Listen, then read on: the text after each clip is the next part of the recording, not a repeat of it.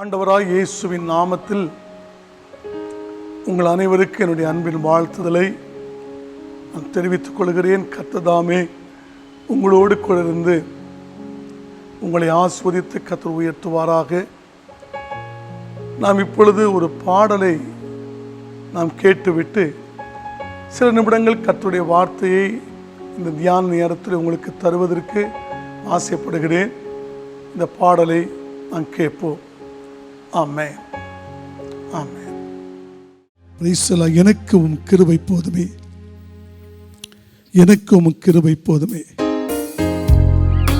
கவலைகள் நிறைந்த இந்த துன்ப உலகிலே எனக்கு உங்க கிருபை இருந்தா போதும்ப்பா. இந்த ஒரு பாடலை சேர்ந்து பாடுகிறோம். நீங்களே எங்களோடு சேர்ந்து பாடுங்க. ஒரு பழைய பாடல்.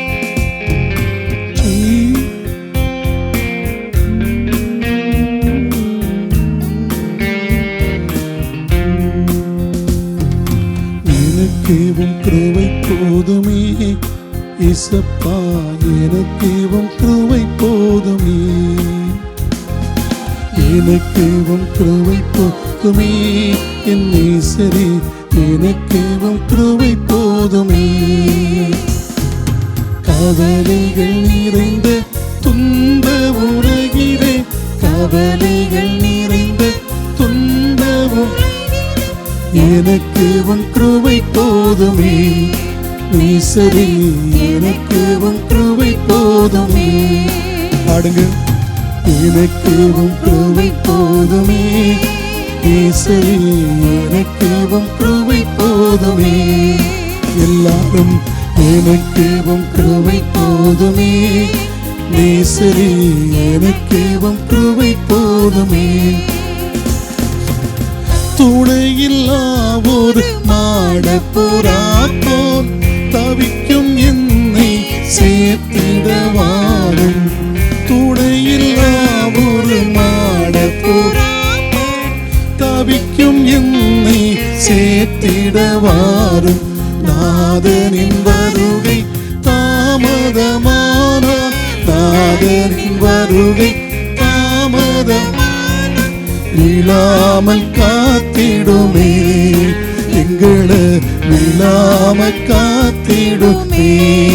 எல்லாரும் எனக்கு உம் கிருபை போதுமே என் நேசரே, எனக்கு உம் கிருபை போதுமே. எல்லாரும் சேர்ந்து பாடுவோம். எனக்கு உம் கிருபை போதுமே என் நேசரே, எனக்கு உம் கிருபை போதுமே. சிங்கத்தின் கேவியிலே தள்ளினாலும் அக்கினியில் என்னை இழுத்தேறி. எல்லாரும் பாடுங்கள். சிங்கத்தின் கேவியில் தள்ளினாலும் அக்கினியில் என்னை இழுத்தெறிந்தாலும், உள்ளம் கலங்கும் நேரங்களெல்லாம், உள்ளம் கலங்கும் நேரங்கள் விழாமல் காத்திடுமே, என்னை விழாமல் காத்திடுமே. எனக்கு உம் கிருபை போதுமே என் நேசரே, எனக்கு உம் கிருபை போதுமே, எனக்கு உம் கிருபை போதுமே என் நேசரே, எனக்கு உம் கிருபை போதுமே. சிகிச்சைக்கு ஒரு வைத்தியம் இல்லை, ஆறுதல் அடைய இடம் ஒன்றும் இல்லை. சிகிச்சைக்கு ஒரு வைத்தியம் இல்லை, ஆறுதல் அடைய இடம் ஒன்றும் இல்லை. உமது வழியும் கிருபை சத்தியமும், உமது வழியும் கிருபை சத்தியமும் மண்ணில் என் ஆறுதலே, இந்த மண்ணில் என் ஆறுதலே. எல்லாரும் சேர்ந்து பாடுவோம். எனக்கு உம் கிருபை போதுமே என் நேசரே, எனக்கு உம் கிருபை போதுமே. எல்லாரும் எனக்கு உம் கிருபை போதுமே என் நேசரே, எனக்கு உம் கிருபை போதுமே. ஒரே ஒரு கடைசி சிகிச்சைக்கு ஒரு வைத்தியம் இல்லை, ஆறுதல் அடைய இடம் ஒன்றும் இல்லை. சிகிச்சைக்கு ஒரு வைத்தியம் இல்லை, ஆறுதல் அடைய இடம் ஒன்றும் இல்லை. உமது வழியும் கிருபை சத்தியமும், உமது வழியும் கிருபை சத்தியமும் மண்ணில் என் ஆறுதலே, இந்த மண்ணில் என் ஆறுதலே. அப்பா, எனக்கு உம் கிருபை போதும் இயேசுவே, எனக்கு உம் கிருபை போதுமே. அம்மாப்பா, எனக்கு உம் கிருபை போதுமே. என் நேசரே, எனக்கு உம் கிருபை போதுமே. கவலைகள் நிறைந்த துன்ப உலகிலே, கவலைகள் நிறைந்த துன்ப உலகிலே, எனக்கு உம் கிருபை போதுமே. நேசரே, எனக்கு உம் கிருபை போதுமே. எனக்கு உம் கிருபை போதுமே. என் நேசரே, எனக்கு உம் கிருபை போதுமே. எனக்கு உம் கிருபை போதுமே. என் நேசரே, எனக்கு உம் கிருபை போதுமே. ஸ்தோத்திரம். அன்பானவர்களே, நாம் இந்த உலகத்திலே வாழுகிற இந்த காலம் ஒரு கடைசி காலம். கடந்த சில நாட்களாக கர்த்தருடைய வார்த்தை நான் உங்களோடு பேசினேன். கட்டுப்பாடு உள்ள நாவை குறித்தும், கரிசனை உள்ள நாவை குறித்தும், கபட்டு நாவை குறித்தும், புரட்டு நாவை குறித்தும் நான் உங்களோடு பேசினேன். நம்முடைய வாழ்க்கையில் ஆண்டவருக்குள்ள ஒரு கரிசனையினுடைய நாவு நமக்கு தேவை. அதாவது பிறரை பற்றி கரிசனை அற்ற ஒரு நாவு, கரிசனை அற்ற ஒரு நாவு அது பிறரை பற்றி கவலைப்படாது. அது சாபங்கள் நிறைந்தது, கோபங்கள் கொண்டது, அழிவை உருவாக்கும் என்று சொல்லி கரிசனையற்ற நாவு வாழ்க்கையில் இருக்கிறது. மல்கியா 3ஆம் அதிகாரத்திலே 16ஆம் வசனம், 17ஆம் வசனம், இந்த 18ஆம் வசனம் சொல்லுகிறது, அப்பொழுது கர்த்தருக்கு பயந்தவர்கள் ஒருவரோடு ஒருவர் பேசிக்கொள்வார்கள். கவனமாய் கேளுங்கள். கர்த்தருக்கு பயந்தவர்கள், அதாவது ஆண்டவருக்கு பயந்து வாழுகிறவர்கள் ஒருவரோடு ஒருவர் பேசிக்கொள்வார்கள். கர்த்தர் அதை என்ன செய்கிறார்? கவனித்து கேட்கிறார். ஆண்டவர் ரொம்ப கவனித்து கேட்கிறவர். பேசுகிற வார்த்தையை அவர் கவனித்து கேட்பார். கர்த்தருக்கு பயந்தவர்களுக்காகவும் அப்படி நாமத்தை தியானிக்கிறவர்களுக்காகவும் ஞாபக புஸ்தகம் ஒன்று அவருக்கு முன்பாக எழுதப்பட்டிருக்கிறது. பாருங்கள், எவ்வளவு ஒரு அருமையான ஒரு வார்த்தை. கர்த்தர் கவனித்து கேட்கிறார். தேவன் கவனித்து கேட்கிறார். கர்த்தருக்கு பயந்தவர்களுக்காகவும் அவருடைய நாமத்தை தியானிக்கிறவர்களுக்காகவும் அவர் என்ன புத்தகம் வைத்திருக்கிறார் தெரியுமா? ஞாபக புஸ்தகம், ஜீவ புஸ்தகம் என்று ஒன்று இருக்கிறது. நாம் என்று மறுபிறப்பு பிறந்தோமோ அன்னைக்கு பரலோகத்தினுடைய ஜீவ புஸ்தகத்திலே பேர் எழுதப்படுகிறது. ஞாபக புஸ்தகம். இந்த ஞாபக புஸ்தகம் எதற்கு தெரியுமா? ஆண்டவருக்கு பயந்தவர்கள் ஒருவரோடு ஒருவர் பேசிக்கொண்டிருக்கும் பொழுது அதை அவர் உற்று கவனிக்கிறார். கவனிக்கிறது மாத்திரமல்ல, அவருடைய நாமத்தை தியானிக்கிறவர்களுக்காகவும் எழுதப்பட்ட அந்த ஞாபக புஸ்தகம். ஞாபக புஸ்தகம். அதே நேரத்தில் 17ஆம் வசனம் சொல்கிறது, என் சம்பத்தை நான் சேர்க்கும் நாளிலே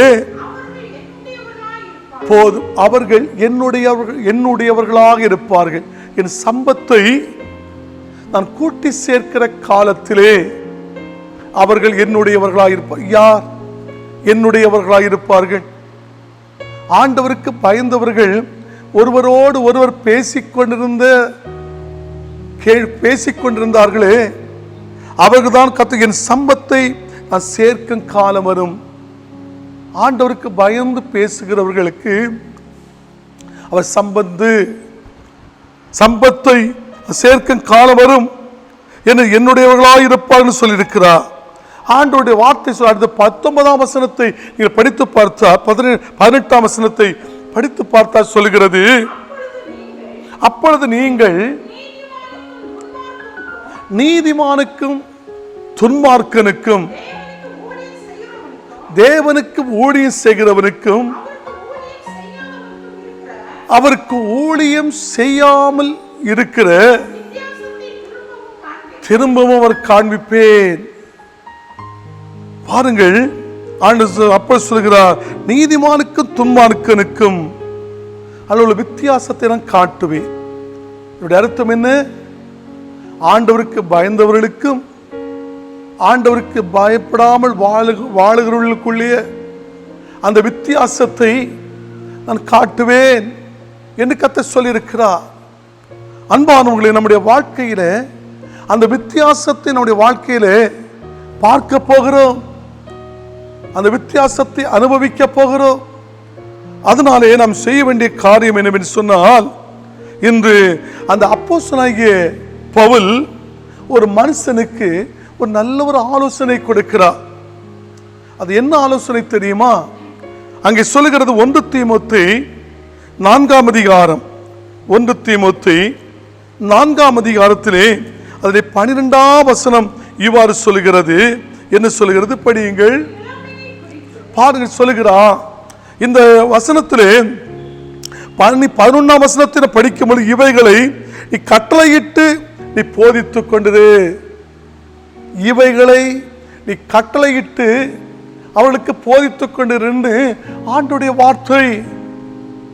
அந்த வார்த்தைகளை இந்த அப்போஸ்தலனாகிய அந்த பவுல் தீமோத்தேயுக்கு, ஒரு அருமையான ஒரு வாலிபனுக்கு எழுதுகிறார். நீ உன் இளமையை குறித்து ஒருவரும், அதாவது இந்த உலகம் ஒன்றும் உன்னை அசட்டை பண்ணாதபடிக்கு, பாருங்கள், உன்னுடைய இளமை, உன்னுடைய அழைக்கப்பட்ட அழைப்பு, நீ ஆண்டவருடைய பிள்ளை என்ற ஒன்றை குறித்து, உன்னுடைய இளமையை குறித்து ஒருவனும் உன்னை அசட்டை பண்ணாதபடிக்கு, யாரும் குற்றம் சாட்டி விடாதபடிக்கு, யாரும் உன்னை குறித்து குறை பேசி விடாதபடிக்கு, அதாவது நீ ஆண்டவருடைய பிள்ளை, உன்னை ஆண்டவருடைய பிள்ளைகளை 1000 கண்கள் பார்க்கும். அதில் ஒருவனும் உன்னை குறித்து அசட்டை பண்ணிவிடாதபடிக்கு, முதலாவது நீ வார்த்தையிலும், பாருங்கள், எதுல? நம்முடைய வார்த்தை, அந்த வாயின் வார்த்தைகள், நீ வார்த்தையிலும், அடுத்தது உன்னுடைய நடக்கையிலும், உன்னுடைய அன்பிலும், உன்னுடைய ஆண்டவர் உனக்கு கொடுக்கப்பட்ட அந்த பரிசுத்த ஆவியிலும், விசுவாசத்திலும், நீ கற்பிலும்,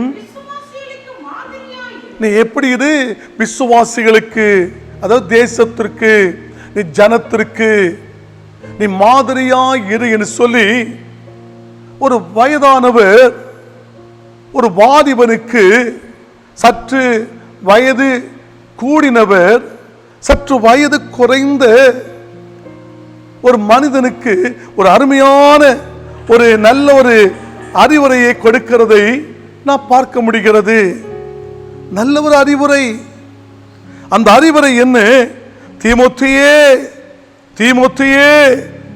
உன்னுடைய வார்த்தையிலும், உன்னுடைய நடக்கையிலும், உனக்குள் இருக்குதான அன்பிலும், ஆவியிலும், விசுவாசத்திலும், அத கற்பிலும், என்ன?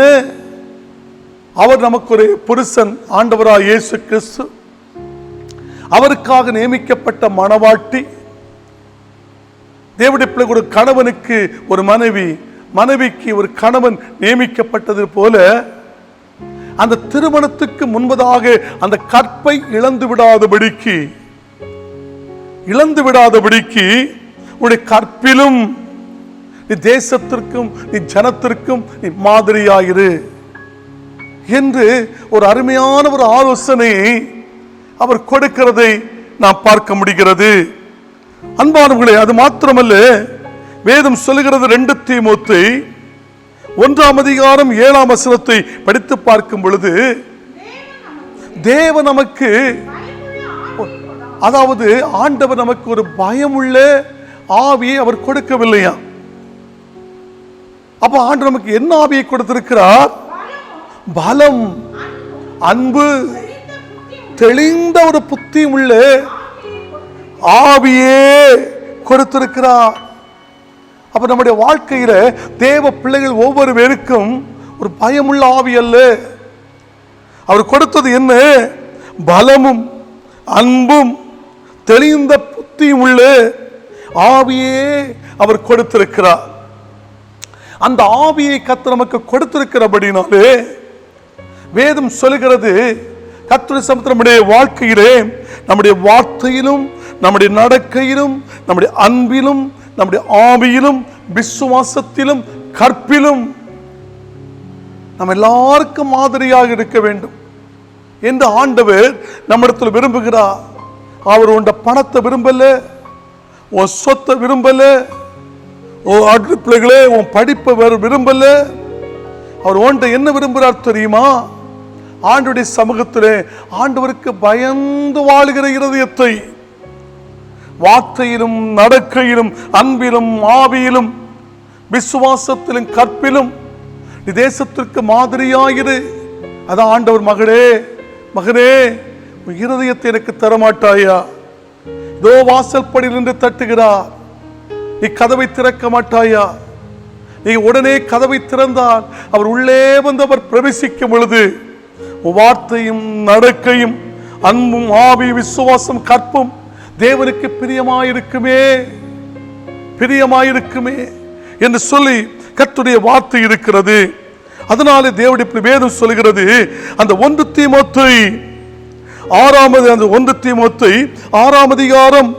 அந்த 20 அந்த 21 நீங்கள் படித்து பார்க்கும் பொழுது என்ன சொல்லுகிறது?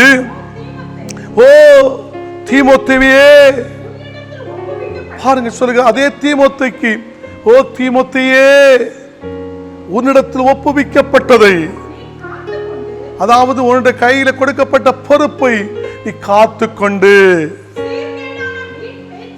நீ சீர்கேடான, இந்த உலகத்தில் நிறைய சீர்கேடுகள் கிடக்கிறது, சீர்கேடான பேச்சும் இருக்கிறது, தாறுமாறான பேச்சும் இருக்கிறது. அந்த சீர்கேடான அந்த பேச்சுகளுக்கு நீ என்ன செய்? நீ சீர்கேடான பேச்சுகளுக்கும் ஞானம் என்று பொய்யாய் பேர் பெற்றிருக்கிற விபரீதங்கள், கொள்கையின் விபரீதங்களுக்கும் நீ விலகிரு. எவ்வளவு அருமையாய் சொல்லுகிறார். இதான் ஆண்டவர் நமக்கு சொன்னார், துன்மார்க்குடைய ஆலோசனை நடக்காதே, பாவிகளுடைய வழியில் நிற்காதே, பரியாசக்கார் உட்காரும் இடத்தில் உட்காராதே, சீர்கேடாக பேசுகிற கூட்டத்தில் இருந்து உன்னை சீர்படுத்தி உன்னை சீராக்கி, அதாவது சொல்ல போனால் சீர்கேடா இருந்து பேசுகிற கூட்டத்திலே இப்ப இருந்தால் அது உன்னையும் என்ன செய்து நாசப்படுத்தி விடுகிறது, உனக்கு இதை ஒரு அழிவை உண்டு பண்ணி விடுகிறது. அதுதான் அவன் சொன்னான், நீ என்ன செய்? சீர்கேடான வீண் பேச்சுகளுக்கு நீ விலகிரு. 21 சொல்லுகிறது, சிலர் அதை பாராட்டி, சிலர் அதை சீர்கேடான வார்த்தைகளை பேசும் பொழுது அதை பாராட்டுவார்கள். பாராட்டும் பொழுது விசுவாசத்தை விட்டு வழுகி போனார்கள். கிருபையானது உன்னோடு கூட இருப்பதாக. தேவ கிருபை இருக்கும் பொழுது அந்த சீர்கேடான காரியத்திலிருந்து கர்த்தர் என்ன செய்கிறார்? விலக்கி மீட்டுக் கொள்கிறார். தீத்து, தேவ பிள்ளைகளே, அடுத்து 2ஆம் அதிகாரம் அந்த 15ஆம் வசனத்தை நீங்கள் படித்து பார்க்கும் பொழுது 2:15 படித்து பார்க்கிற வேளையிலே என்ன சொல்லுகிறது? இவைகளை நீ பேசி போதித்து சகல அதிகாரத்தோடும் கடிந்துகொள், ஒருவனும் உன்னை அசட்டை பண்ண இடம் கொடாது இருப்பாயாக என்று சொல்லப்பட்டிருக்கு. ஒரு அதிகாரத்தை அப்போஸ்தலனாகிய பவுல் தீத்துவுக்கு கொடுக்கிறார். அங்கே தீமோத்தேயுக்கு கொடுத்து விட்டு ஆண்டவர் தீத்துவுக்கு கொடுக்கிறார். என்ன கொடுக்கிறார்? இவைகளை போதித்து சகல அதிகாரத்தோடு கடிந்துகொள். என்ன கடிந்துகொள்? சீர்கேடான காரியத்திற்கு நீ விலகி இரு. நீ விலகி இருக்காவிட்டால் அந்த சீர்கேடு உன்னை பிடித்துவிடும், உன்னை அழித்துவிடும், உன்னுடைய பரலோக ராஜ்யத்தை தடுத்துவிடும். அந்த பரம கானானுக்குள் பிரவேசிக்க முடியாதபடிக்கு உன்னை தடுத்து விடும் அல்லவா? அதற்காக நீ என்ன செய்? நீ கடிந்துகொள். ஒருவன் உன்னை அசட்டை பண்ணுவதற்கு நீ இடம் கொடாதே, கவனமாயிரு என்று சொல்லப்பட்டிருக்கிறது. நீ ரொம்ப கவனமாயிரு, அன்பானவளே கவனமாயிரு. அது மாத்திரமல்ல, பிலிப்பியர் அங்கே என்ன சொல்லுகிறது? 3ஆம் அதிகாரம் 17ஆம் வசனத்தை நீங்கள் படித்து பார்க்கும் பொழுது என்ன சொல்லுகிறது? சகோதரரே, நீங்கள் அங்கே 3:17 சகோதரரே, நீங்கள் என்னோடு கூட பின்பற்றுவர்களாகி நாங்கள் உங்களுக்கு வழிகாட்டுகிறபடி நடக்கிறவர்களை மாதிரியாய் நோக்குங்கள். அருமையான ஒரு ஆலோசனை. இந்த அப்போஸ்தலனாகிய பவுல் இந்த பிலிப்பியருக்கு எழுதின அந்த நிருபத்தில் சொல்கிறார், சகோதரரே, நீங்கள் என்னோடு கூட பின்பற்றுவர்களாகிய நாங்கள் உங்களுக்கு வழிகாட்டுகிறபடி நடக்கிறவர்களை மாதிரியாக நோக்கி பாருங்கள், நோக்கி பார்த்து அவர்களை பின்பற்றுங்கள். இவர்களோடு சேர்ந்தால் நான் நல்லா இருப்பேன், இவர்களோடு சேர்ந்தால் நாசமாகி போவேன் சொல்லி சில பெற்றோர் சொல்லுவாங்க, டே சேர்ந்தா நான் அவனோடு பழகுடா, அவன்கிட்ட போய் சேராத, அவனை நாசப்படுத்திடுவான் என்று சொல்லுவாங்க. அப்படிப்பட்ட ஒரு ஆலோசனையை அப்போஸ்தலனாகிய பவுல் என்ன செய்கிறான் தெரியுமா? கொடுக்கிறதை பார்க்க முடிகிறது. 1 தெசலோனிக்கேயர் அந்த 1ஆம் அதிகாரம் 7ஆம் வசனத்தை நீங்கள் படித்து பார்க்கும் பொழுது 1 தெசலோனிக்கேயர் 1:7 படித்து பார்க்கும் பொழுது இவ்விதமாய் மக்கெதோனியாவிலும் அகையாவிலும் உள்ள விசுவாசிகள் யாவருக்கும் நீ மாதிரிகளானீர்கள். தேசத்திற்கு இந்த தெசலோனிக்க சபை மாதிரியாக இருக்கிறது, மாதிரியாக இருக்கிறது. அது என்னத்துல? வார்த்தையிலும் நடக்கையிலும் அன்பிலும் ஆவியிலும் விசுவாசத்திலும் கற்பிலும் அது என்ன செய்து கொண்டிருக்கிறது? மாதிரியாயிருக்கிறது, மாதிரியாயிருக்கிறது. அன்பு தேவனுடைய பிள்ளைகளே, நாம் இந்த உலகத்திலே இருக்கிற நாம் சற்று சிந்தித்து பாருங்கள். உங்களையே நீங்கள் முன்வைத்து ஒரு கேள்விக்குரிய போட்டு, நான் வார்த்தையிலும் அந்த வார்த்தையில கேள்விக்குறி போட்டு, நான் நடக்கையிலும் என்னுடைய அன்பிலும் என்னுடைய ஆவியிலும் விசுவாசத்திலும் கற்பிலும் நான் எப்படி இருக்கிறேன், எந்த நிலைமையில் இருக்கிறேன்? நான் மற்றவர்களுக்கு மாதிரியாக இருக்கிறேனா? நான் மற்றவர்களுக்கு சாட்சியாக இருக்கிறேனா? நீ சற்று சிந்தித்து பார்ப்பீர்களா? இந்த மாதிரி நம்முடைய வாழ்க்கையில் இல்லாவிட்டால் நமக்கு பரலோகம் இல்லையே, பரலோகம் இல்லை, கண்டிப்பா இல்லை. அதனால சொல்லுகிறது, அதே 2 தெசலோனிக்கேயர் 2ஆம் அதிகாரம் அந்த 9ஆம் வசனத்தை படித்து பார்க்கும் பொழுது 2ஆம் அதிகாரம் சோத்திரம் பிரைஸ் சொல்லா 3:9 படித்து பாருங்கள். உங்கள் மேல் பாரத்தை வைப்பதற்கான அதிகாரம் எங்களுக்கு இல்லை என்பதினாலே அப்படி செய்யாமல் நீங்கள் எங்களை பின்பற்றும்படிக்கு நாங்கள் மாதிரியாய் இருக்க வேண்டும் என்று அப்படி செய்தோ. நாங்கள் உங்களுக்கு உண்மையிலே நாங்கள் அழைக்கப்பட்ட அழைப்பில் இருந்து பவுல் சொல்லுகிறான், நான் தேசத்திற்கு மாதிரியாக இருக்கிறேன். அதான் பவுல் சொல்லுகிறான், நான் கிறிஸ்துவை நான் பின்பற்றுவது போல என்னை பின்பற்றி வாருங்கள் என்று சொல்லி அவன் உறுதியாய் சொல்லுகிறான். தேசத்திற்கு அவன் மாதிரியாக இருந்தான். நாம் பவுலை போல நம்முடைய வாழ்க்கையில மாதிரியாக இருக்கிறோமா? மாதிரியாக இருக்கிறோமா? ஆண்டவரிடத்தில் விரும்புகிற காரியம் மாதிரி. அதான் மறுபடியும் இந்த தீத்து 2ஆம் அதிகாரம் 7ஆம் வசனத்தை நீங்கள் படித்து பார்க்கும் பொழுது, நீயோ நீ எல்லாவற்றிலும் உன்னை நற்கிரிகளுக்கு மாதிரியாய் உன்னை காண்பித்துக்கொள். நற்கிரியைகளுக்கு